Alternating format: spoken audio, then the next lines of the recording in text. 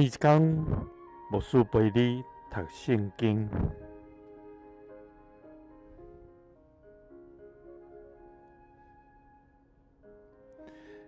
今日是12月19。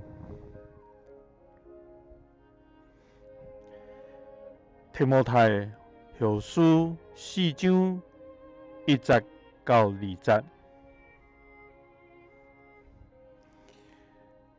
伫上帝加特要审判所有活人甲死人的基督耶稣面前，佮因为基督要显现来做王，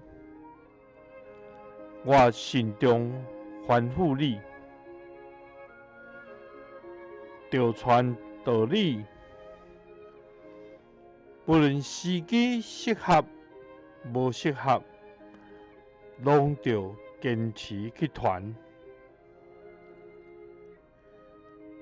着用上大的耐心甲教导来劝勉、督责、鼓励。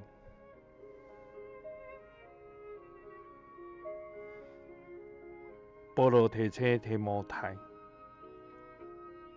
伫末后的期，伫上帝面前，都要伫主的面前来交差。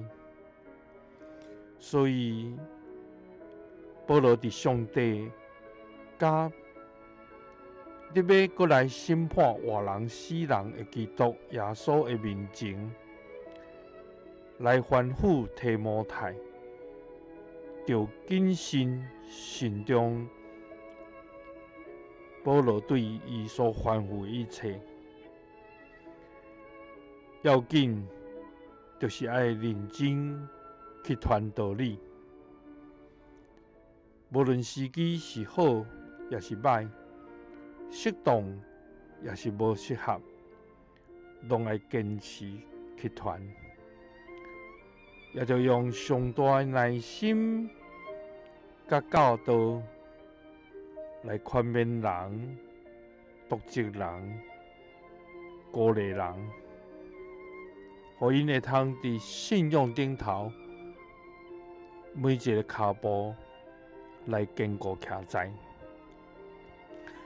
伫咱每一个基督徒的生活生命中间，主要对咱提醒，咱是毋是有意爱伊的话，甲伊的道理，也欢喜甲人分享。无论得时无得时，咱拢应该认真去传扬救主耶稣基督的救恩甲福音。愿主赐咱气力，伫每一天照伊的心意来行。耶稣听你，赐你平安。